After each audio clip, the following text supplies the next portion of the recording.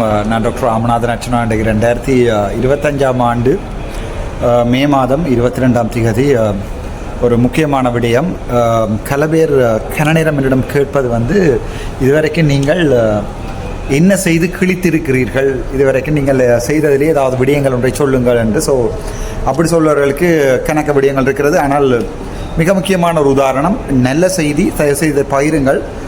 உங்களுக்கு தெரியும், யாழ்ப்பாணம் போதனா வைத்தியசாலையிலே 170 பணியாளர்கள் வேலையிலிருந்து நீக்கப்பட்டு அது தொடர்பாக ஒரு ஆர்ப்பாட்டங்கள் நடத்தப்பட்டு, அந்த ஆர்ப்பாட்டங்கள் நடந்தவர்கள் கொழும்பிலே உள்ள சுகாதார அமைச்சில் கதைக்கப்பட்டு, அவர்களை கூட்டி நான் சுகாதார அமைச்சரிடம் நேரடியாக சந்திக்க வைத்து கதைத்து அதுக்குரிய நடவடிக்கை எடுப்பதாக அவர்கள் வாக்குறுதி அளித்திருந்தவர்கள் உங்களுக்கு தெரியும். அதன் பிறகு அந்த போராட்டம் அப்படியே நிற்பாட்டப்பட்டது. அவர்கள் சில பேர் வேலைக்கு போனவர்கள், சில பேர் வேலைக்கு போகவில்லை. ஆனால் எனக்கு ஒரு உறுதிமொழி வழங்கப்பட்டது, இன்னும் ஓரிரு மாதங்களில் அந்த தற்காலிகமாக வேலை செய்த அந்த தொழிலாளர்கள் நிரந்தர பணியாளர்களாக அப்பாயின்மெண்ட் கொடுக்கப்படும் என்று சொல்லி உறுதிமொழி ஒன்று வழங்கப்பட்டது. இப்போ ஒரு 2-3 மாதத்துக்கு முன்னம் வழங்கப்பட்டது. அதில் வேண்டியிருக்கிறேன்.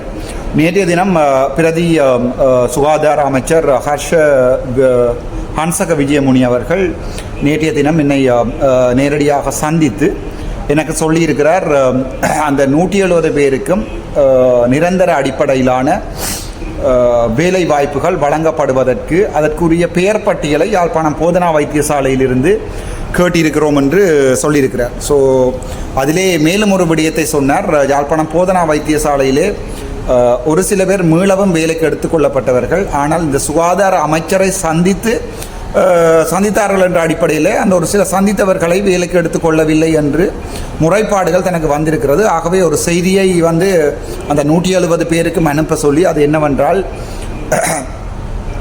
அந்த 170 பேருக்கும் பாரபட்சம் இல்லாமல், வேறுபாடுகள் இல்லாமல், டிஸ்கிரிமினேஷன் இல்லாமல் 170 பேருக்கும் வேலை வாய்ப்பு திருப்பி வழங்கப்படுகிறது. அதற்குரிய பெயர் பட்டியலை யாழ்ப்பாணம் போதனா வைத்தியசாலையிலிருந்து சுகாதார அமைச்சுக்கு ஏற்கனவே வேலை செய்தவர்களுடைய பெயர் பட்டியலை யாழ்ப்பாணம் போதனா வைத்தியசாலையிலிருந்து சுகாதார அமைச்சுக்கு அனுப்ப சொல்லியிருக்கிறோம். ஆகவே அதிலே யாருடைய பேராவது திட்டமிட்ட ரீதியில் பழிவாங்குவதற்காக விலத்தப்பட்டிருந்தால் அந்த பேரலை என்னுடன் தொடர்பு கொண்டு எனக்கு அதை தருமாறு நேற்று பிரதி சுகாதார அமைச்சர் ஹன்சக அவர்கள் என்னிடம் சொல்லியிருக்கிறார். அந்த அடிப்படையில் இந்த முக்கியமான மக்கள் அறிவித்தல் என்றால் இது அந்த 170 பேருக்கு போய் சேர வேண்டும். நீங்கள் யாராவது அந்த கொடுக்கப்படுகிற லிஸ்ட்டிலே உங்களுடைய பேர் இல்லை என்று தெரிந்தால் என்னை நேரடியாக தொடர்பு கொண்டு அல்லது வடிவாக கவனிக்கணும். இப்போ எல்லாருமே திரும்ப கோல் எடுத்துருக்கும் போது எல்லாருக்கும் ஆன்சர் பண்ணலாம். இப்போ காணி பிரச்சனைகள், பக்கத்து வீட்டில் இருக்கிற காணி வேலி இங்கால போட்டுட்டோம், அது தொடர்பாக கூட எனக்கு அழைப்புகள் ஏற்படுத்தி கொண்டிருக்கிறேன். அந்த காணி பிரச்சனைகள், வேலி பிரச்சனைகளுக்கு பாராளுமன்றத்தில் கதைக்க இயலாது. இந்த சுகாதார தொண்டர்களுடைய இந்த பிரச்சனை தொடர்பாக உங்களுடைய பேர் உள்ளடக்கப்படையில் என்றால் உடனடியாக ஒரு கடிதம் ஒன்றை எழுதி நீங்கள் வேலை செய்ததற்குரிய ஆதாரம், யாழ்ப்பாணம் போதனா வைத்தியசாலையில் வேலை செய்ததற்குரிய ஆதாரத்தையும் அதில் இணைத்து எனக்கு உடனடியாக இமெயில் drarjuna@gmail.com drarjuna@gmail.com என்ற அந்த இதுக்கு உடனடியாக அனுப்பி வைக்கவும். அதை நான் பார்ப்பேன், இமெயில் கட்டாயம் பார்ப்பேன்.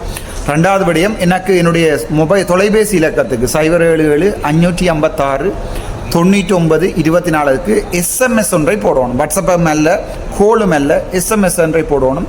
என்னுடைய பேர் உள்ளடக்கப்படவில்லை, ஆகவே எனக்கு திருப்பி இருக்கா கோல் எடுங்கள் என்று நான் எடுப்பேன். அந்த விடயம், அதாவது இந்த சுகாதார தொண்டர் பணியாளத்திலே என்னுடைய பேர் உள்ளடக்கப்படவில்லை, உடனடியாக எனக்கு நீதி பெற்று தருங்கன்னு சொல்லி ஒரு SMS ஒன்றை போடுங்க, நான் எடுப்பேன். கோல் எடுக்க வேண்டாம். கோல் எடுத்தால் சாதாரணமாக வருகின்ற தேவையில்லாத அழைப்புகள் என்று நினைத்து கொண்டு நான் அதை சில நேரத்தில் கேன்சல் பண்ணி கடந்து போய்விடுவேன். அவசரமான செய்தி, பொதுமக்கள் எல்லாரிடம் இது தயவு செய்து இந்த வீடியோ யூடியூப்பை பகிர்ந்து கொள்ளுங்கள். ஏனென்று சொன்னால் அந்த 170 பேருக்கு மறுபடியும் வேலை வாய்ப்புகள் வழங்கப்பட்டிருக்கிறது. இடையில கூட அதுவரைக்கும் நான் ஒரு ஹோட்டல் ஒன்றில் வேலை எடுத்து கொடுத்துருந்தேன். ஆகவே அவர்களுக்கு பெர்மனண்டான இந்த அவருடைய எதிர்காலம் செய்த வேலைகள் பெர்மனண்ட் ஆக்கப்படுகிறது. அதே நேரம் இதுவரை சம்பளம் வழங்கப்படாவிட்டால் கூட அந்த சம்பளம் தொடர்பாக ஜூன் மாதம் 5ஆம் தேதி ஏன் சம்பளம் வழங்கப்படவில்லை, அந்த சம்பளம் வழங்கப்படுவதற்குரிய பொறுப்பாளர் யார், இதற்காக என்று பாராளுமன்றத்திலே கேள்விகள் கேட்கப்படும். ஜூன் மாதம் 5ஆம் தேதி காலம் 9:30 நீங்கள் அதை எதிர்பார்க்கலாம், 9:45 அப்படி எதிர்பார்க்கலாம். அந்த கேள்விகள் கேட்கப்படும். ஆகவே தயவு செய்து நீங்கள் இதை நேரடியாக தொடர்பு கொள்வது மட்டுமல்ல, இந்த வீடியோவை தயவு செய்து பகிர்ந்து கொள்ளுங்கள். முகப்புத்தகங்களிலோ அல்லது வாட்ஸ்அப்களிலோ லிங்க்களிலே பகிர்ந்து கொள்ளுங்கள். 170 பேருக்கும் இந்த நியூஸ் சென்றடைய வேணும். நான் உங்களுக்கு நெடுகாலம் சொல்லியிருக்கிறேன், நான் வென்று கனகாலம் உங்களுக்கு சொல்லியிருக்கிறேன், வென்று கனகாலம். ஆனால் மக்களுடைய விடயங்களை போராடி வெல்வதென்றது என்னை பொறுத்த வரைக்கும் அது ஒரு பெரிய கஷ்டம். ஆனால் சுகாதாரத்துறைக்குள்ளே இருந்து இப்போது செக்டோரல் ஓவர்சைட் கமிட்டியிலே நான் உள்ளடக்கப்பட்டிருக்கேன், உங்களுக்கு அது தெரியும்.